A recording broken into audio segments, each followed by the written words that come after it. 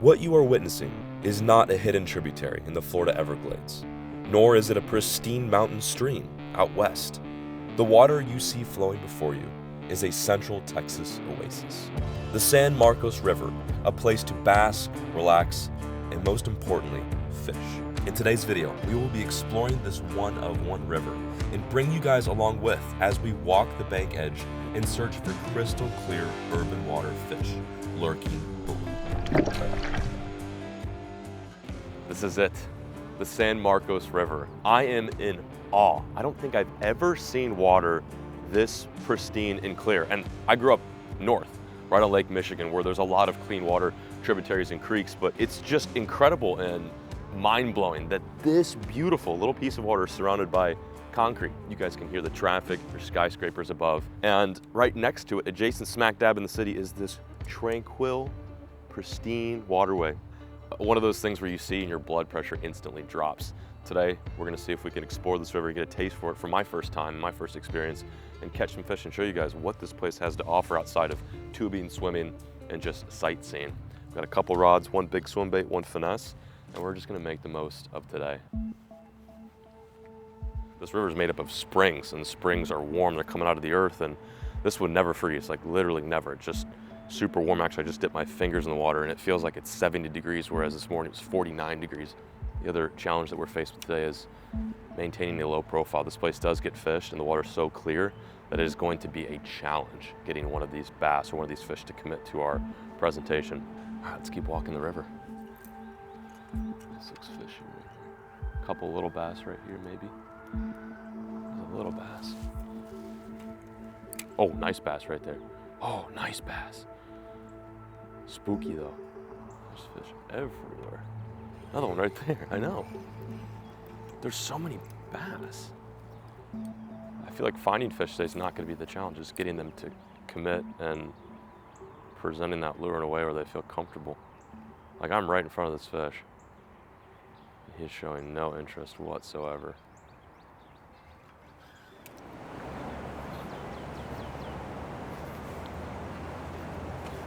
These fish are so smart. Oh, I got one on me. He just ate it. Got him. What do we have here? What? What? I did not expect to catch one of these this morning. Here we have our first fish of the day and a wildly unexpected catch. If you're not familiar with this species, it's probably because you live down south. This right here is a rock bass. I didn't know that there was rock bass in here. I'm not sure if they're native or if they are stocked here, but this is such an unexpected treat. Wow. They're very heavily populated up north, but down here in the south, I don't think there's too many places where you can catch them. Matter of fact, I'd venture as far to guess that San Marcos is probably one of the only places where you can get these guys. Very good eating fish, very fun. They get up to 2 pounds and sometimes even bigger, but this is just a small example. We're gonna get them back in the water and catch another. I wasn't even after this fish. He just came out of nowhere. Whew. Wow, who would have thought? Rock bass in the San Marcos.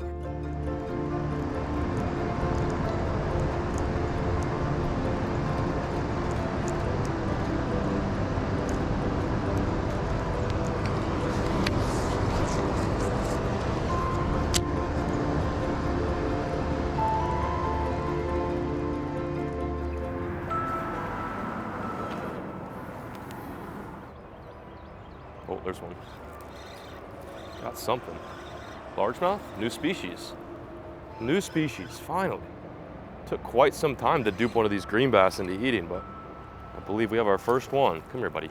Come here. There we have it. Yet another fish species that calls home to the San Marcos. This right here is a largemouth bass. If you're unfamiliar with this fish, you shouldn't be. They're probably one of my favorite fish to catch, and they are widely abundant here in the state of Texas. They get up to, I mean, if you want to get real technical, they can get up to 20 pounds. This is an example of one that's probably just shy of 1 pound. But no matter the size, they are so much fun to catch, especially on light tackle when you're sneaking around these little creeks and river systems. Pristine, perfect fish right here in the urban setting. Got the traffic behind us, beautiful bass in the forefront. Let's get this guy back.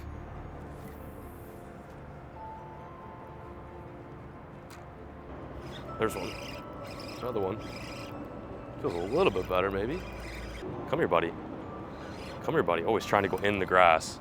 Bass love to do that. They know exactly how to spit the hook, even at an early, look, he's going under the bank. That's crazy. That is crazy. He's got me in the bank right now. I think I've lost him. Wow. I've never seen a bass pull a trick like that. Oh my gosh. Very impressed. I think he's already off. Well, no, we didn't see him, I guess, did we? How did he do that? That is wild. Oh, he's there. No way. No way, he's still on. I thought for sure I lost that fish. That's incredible. That right there is a prime example of fish using their strength, even in small size, to spit the hook. Unfortunately, this guy wasn't smart enough for me. Another nice largemouth. Look how much different this fish looks. Every fish has a little bit different genes. This one in particular has got such a strong lateral line. Still a largemouth bass, but has a bit of a different look. I've noticed fish in clean water, especially with grass, have that more vibrant green, making them just that much more pretty to look at.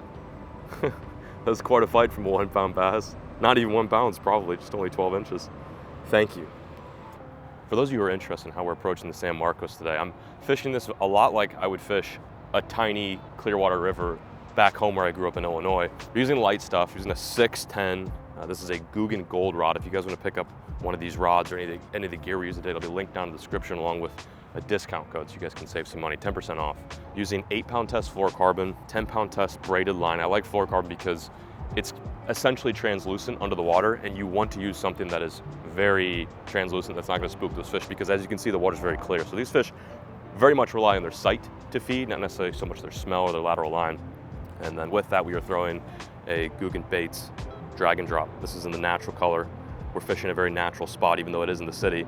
So therefore, we're throwing the natural pattern.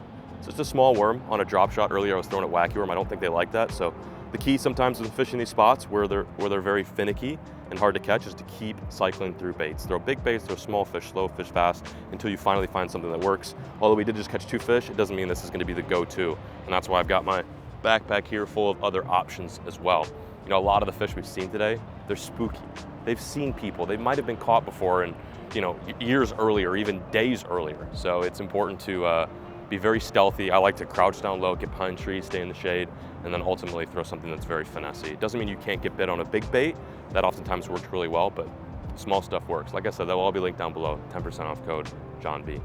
There's a bass actually right here, and I guarantee I could be as subtle as I want, and this fish still will not be interested in eating. Whereas normally in another creek system, I might be able to trick this fish into biting. Oh wait, I might have spoke too soon. He just ate it. Never mind.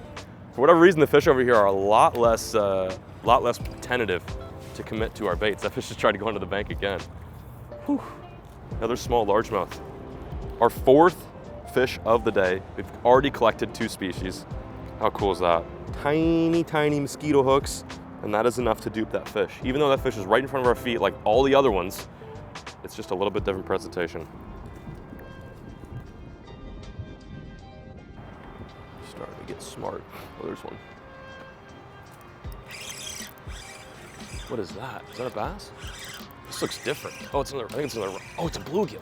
Whoa, whoa, whoa, whoa, what is this? New species. Wow, look at this fish.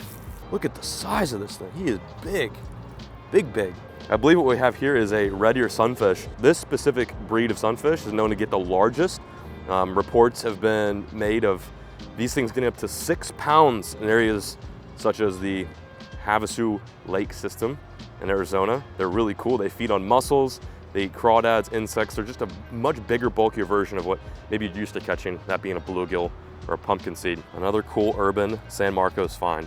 I love going to an area not knowing what I'm gonna catch. I mean, we're after bass, but the lures that we're throwing can literally catch anything. I mean, even a catfish or a gar would have no problem eating a small worm.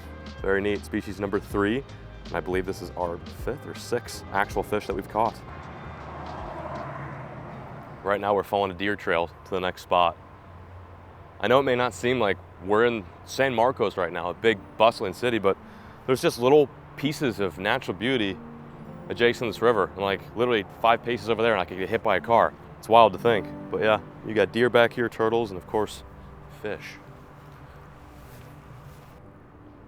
Another bite. Got him. What do we have here? Another rock bass. How cool.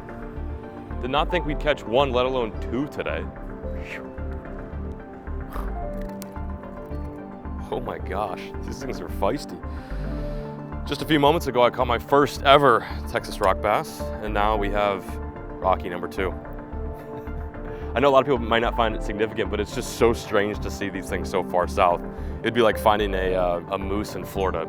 Maybe not that drastic, but I'm just using an example. So neat. Oh, that would have been bad. I almost just sat on a stick. All right, dude, we'll see you later. Thank you for biting. Oh, I'm always so grateful for every bite that I get, even if it is a little dink, which, you know, I happen to be a dink expert, a bit of a professional in the field of catching dinks.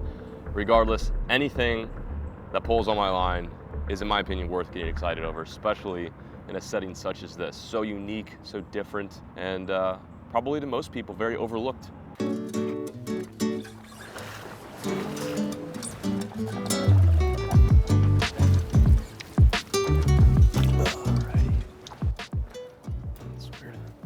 Suck and a bass and a bluegill. Oh, I just had one. Oh, he just ate that. That was insane. That fish has been on our feet for like the past 2 minutes, and he actually ate it. He's gonna go to the rocks. God, they're smart, dude. They are so smart. These things go ham. Another LMB. It's getting late in the day. The sun is high. We've worked our way back up the river and just fishing some of the spots that we hit this morning, and we've got yet another largemouth. I don't even know what number this thing, 7 or 8, I believe. Good largemouth though. It seems like the fish are getting a little bit more active. Like that fish definitely knew we were there, but for whatever reason, fell victim to the Guggen Baits drag and drop. Let's get him back in the water. Oh, he's biting my finger. See you, bro. Thanks for biting. That was so interesting. It's as if that fish had no idea we were there. There's another one right here too. I wonder if he's interested. This one's checking it out too. This one's gonna eat it. This one just ate it as well. No way. That was a bigger one. No way. Wow, they're like way more fired up right now. This one's a little bit better. Oh, come here. Oh, he's trying to go into the rocks. They're so smart. It is so much fun watching these fish fight in the clear water. Every single one that we've caught today is trying to put itself right in the bank too. They're skilled. They're skilled in the art of evading an angler even after being hooked. That's awesome. Check it out. I saw both those fish at the bank. They actually spooked off when we came here, but for whatever reason, they still ate, which is totally different than this morning. The story this morning was finding fish was not the issue, but then getting them duped and fooling them into bite was like the real challenge. However, it seems like they're a little more active today. Nothing huge, but so much fun on light gear. Downsizing the gear makes this that much more exciting. And he's a little bit bigger than the last one. We'll take it. That's sick. After spending a day on the San Marcos, it's apparent that Texans rely so heavily on these scenic waterways as an escape from the everyday drone. These mini getaways are so special to the people that live here, and that is why it is so important to preserve, protect, and respect these rivers that lie so near to our urban scape. Whether you're an angler or someone who just wants to soak up the San Marcos, it's vital to keep these waters alive and healthy for our children and their children to come. In addition, I challenge you. Get out there and seek a new adventure. Explore the hidden gems such as this river that hide in plain sight right in our back doors. Stay safe, keep exploring, and as always, keep fishing. Never stop.